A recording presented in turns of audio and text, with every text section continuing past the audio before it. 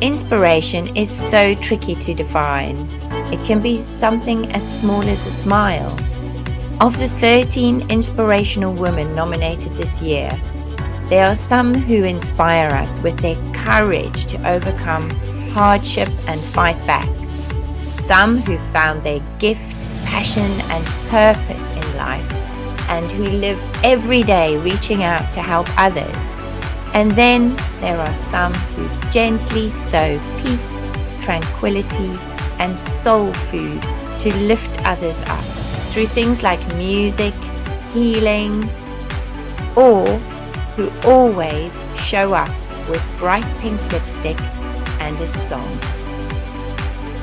Inspiration can't be measured. One person cannot be said to be more inspirational than another. Because inspiration has this magical quality, a smile, for example, can be passed on from person to person infinitely. We often don't realize how far-reaching our ripples are. She Inspires is about shining a light on the inspirational people in our lives and saying thank you. And by sharing their stories, connecting and inspiring others, we spread the inspiration even further.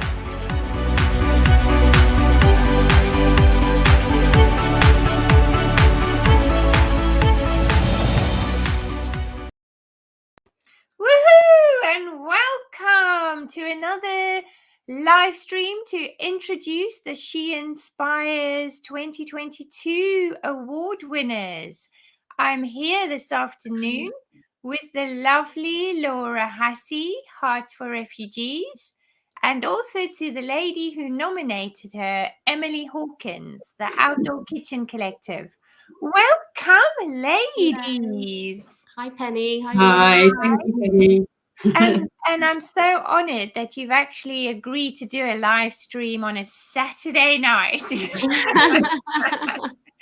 I'm sure you've got big party plans organized for later. This is the most exciting thing that will happen. Exactly. This afternoon, for sure. Oh, bless you. Well, congratulations, Laura, on being nominated. Thank And you. I'm really looking forward to hearing about how this all happened. How did you meet each other? And Emily, what made you nominate Laura as someone inspirational in your life? Well, I was very lucky to for Laura to come into my life probably 12 plus years ago now, and I was introduced to her from my now husband. And there are certain people you meet in your life who you just connect with immediately. And Laura welcomed me into the family as she is now my sister-in-law, and I'm blessed. She's also, I'd like to think, a soul sister. We have a very special bond, and basically she's always been a huge support. She's kind, she's honest, she's non-judgmental, she's empathetic, and she always keeps it real. She being with Laura's like being in a warm embrace. She reinforces the bond of sisterhood, and she radiates kindness. And I think people continually tell me what an inspiration she is to them. Obviously, instead of kind of devoting time to make her own life more perfect, she gives up her time to make others' lives more bearable. And basically this is incredibly important.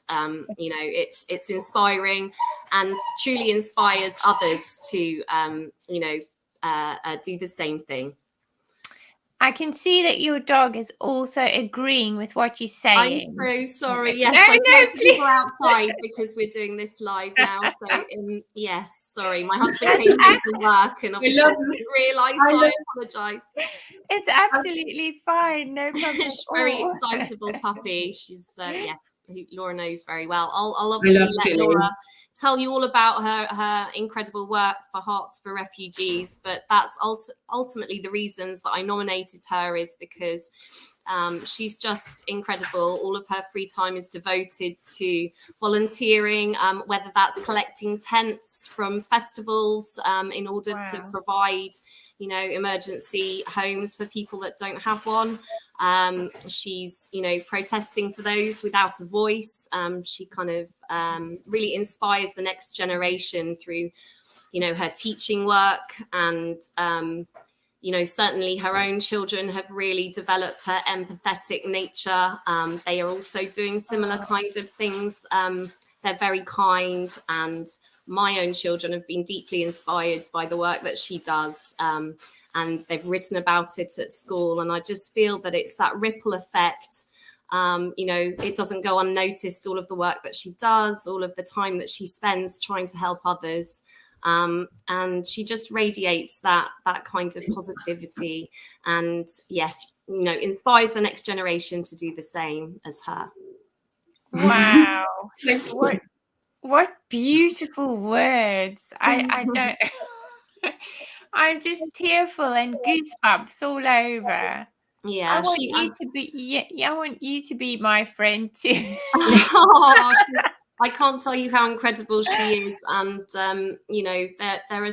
there are so many quotes from people, her friends. When we put this out there, I just gathered a few, and they've all said that this award is so deserved. Her positivity and energy is infectious. I'm quoting from them now. She's a truly beautiful, caring person. She's the bestest, kindest, most selfless woman I know.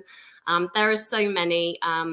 Angus Clark, who obviously she works with, has said that she's kind of, got the whole HR in order, and that the whole organisation is better with her now as a chair.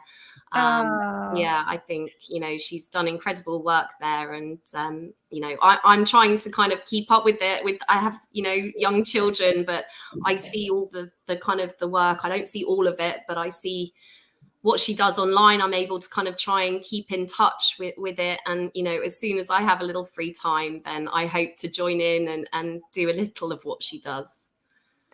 Bless. Laura, I know you work in school. How did you become involved in Hearts for Refugees? I'd say quite slowly initially. I guess, like a lot of people, I was disturbed about what I was seeing in the news. The image that particularly sticks with me was the young boy Alan Kurdi, who was washed up on a beach, and I just thought there's got to be something more that I can do. I was fortunate; my kids were starting to be a bit older and less dependent, and so I just did what everyone does in this situation. I did a Google search.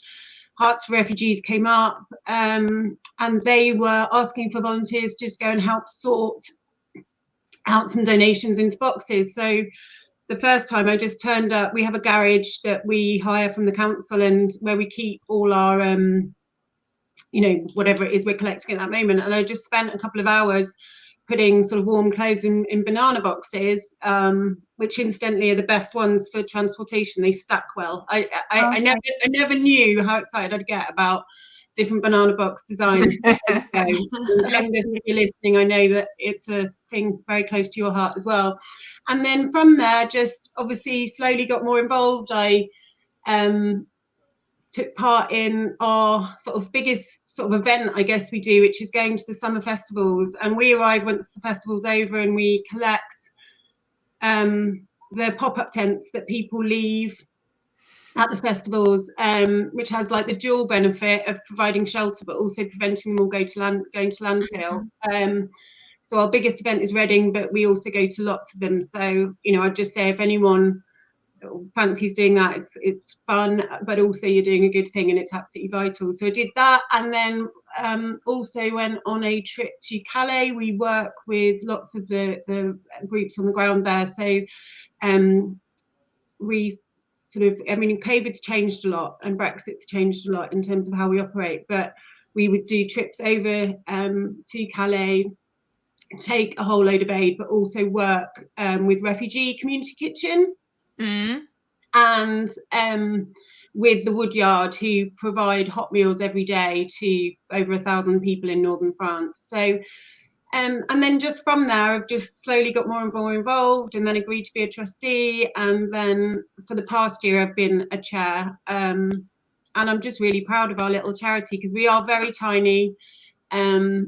and all of us sort of work on a volunteer basis. So I'm sitting here getting the award, but actually any one of us could have. I'm just lucky that I've got Emily as my friend and sister-in-law. I don't have a sister. I've got two brothers who I love enormously. So when I'm lucky to have sort of gained friends and sisters as well. So yeah, that's it in a nutshell. Can I just say, you said something that really struck me. You said, I did what anyone would do. And that's not true, actually, because I didn't do it. And a lot of people didn't do it, but you did it. And that is so inspirational, because you didn't only think it, but you took it to the next step. And by actually taking action, you inspire people. Thank you. Wow. Hope so. Actually, it's funny, isn't it? Because we all take inspiration from different people. We're really lucky at the minute. We've got, obviously, a big news item at the moment is what's going on in Ukraine. And last year we had, on the news, people trying to leave Afghanistan, but lots of school children. I think school children and children just kind of like get it. They can see the news and they can understand what it's like to, not have your loved items around you, and just how awful it would be to suddenly leave. So we've got some local schools who've sort of come and said, like, what can we do to help? So that's quite exciting at the moment, that we can hopefully help the local schools in Hertfordshire sort of know what they can do to help the people who are coming from Ukraine and other countries, obviously. So that's quite nice at the minute, that you see young people understanding that. That is great. And I loved what you said, Emily, about how what Laura is doing is actually inspiring the next generation. And I think that's true, because it's kind of, you're setting an example or leading by example. Absolutely. I think empathy is hugely important, and for children to learn early on, that they can make a difference if they understand what their fellow humans are going through, that aren't in such a privileged position and don't have, what we are so lucky to have in our lives. And, obviously they've been more privy to some of the news recently. And I think, they're really starting to be a little more aware of what's going on outside of their little kind of bubble. And, they're being forced to grow up a little bit too soon in some areas. They're really, they're seeing maybe a little too much, and maybe, have to kind of explain a lot more than I ever expected to. But it's good in a way, because they will grow up, with this empathy. And I hope that it means that they will get more involved in charity volunteering work, where they can help others less fortunate than themselves. Yeah. But Laura has definitely inspired them to do that. I was going to say on that point about, I think one of the biggest things is when we sit back and we watch stuff on the news, one of the biggest things I think for any human is when we feel out of control and we watch things, but we don't know what to do. And I think everyone's been in situations where they felt a little bit out of control, and it always feels better when you just do something. Absolutely. Even if it's a tiny thing, and that tiny thing's important.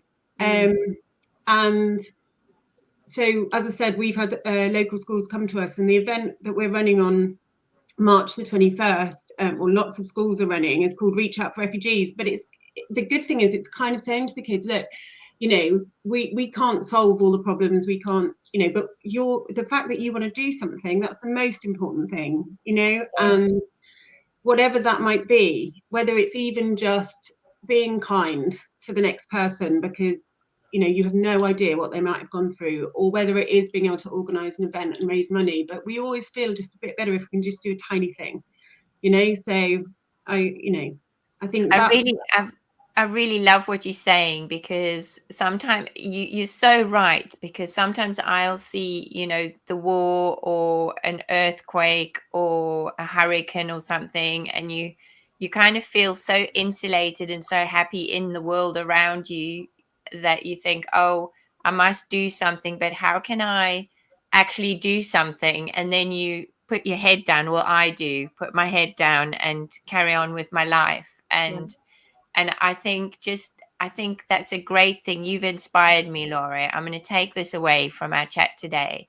And even if I just do a few little things to try and help, that's what I'm going to do. So thanks for that. Thanks for the inspiration. Thank you.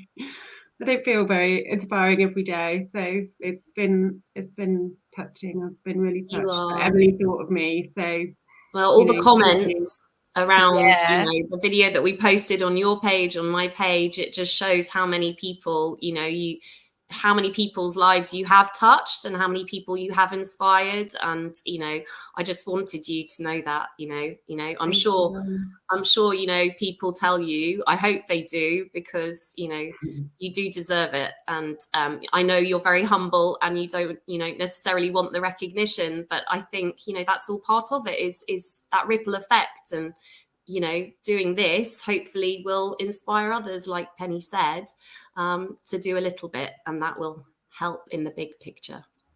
And Emily, thanks to you too, because actually going to the effort of shining a light on Laura is an amazing thing to do. It's as inspirational as what she does in her life. Oh, that's lovely. Can I just say on that as well, that for Emily to think about me, she's actually had a really tough couple of years herself, and I think just for her to be sort of thinking about what she can do for others is really cool, because I know she's had a tough time, and you've supported me through that, and I appreciate it. You girls are honestly so moving, and so lovely to see how close you are as well. You always keep that. It's a wonderful thing that you're doing. It's an incredible thing to be a part of, and an honor to be able to take part in all of this. So thank you, Penny. No, it's a pleasure. And I think the job for She Inspires is done because you've inspired me to do something. So well done. Thank you so much for joining this afternoon. I know we could actually talk for much longer. It's always the way. But hopefully some of what you've shared today will inspire people to vote for you, because any kudos that you get is so well deserved for what you do. Thank you. And I hope that I'll see you on the 31st. I definitely will see you on the 31st of March, because we're going to have an awards event where we all come together, the nominators and the award winners. And I hope to see you, because it's a lovely get together. And thank you so much. Thank you. Well, and thanks for the other women as well. Take care. Take care, lovely lady. Bye. Bye.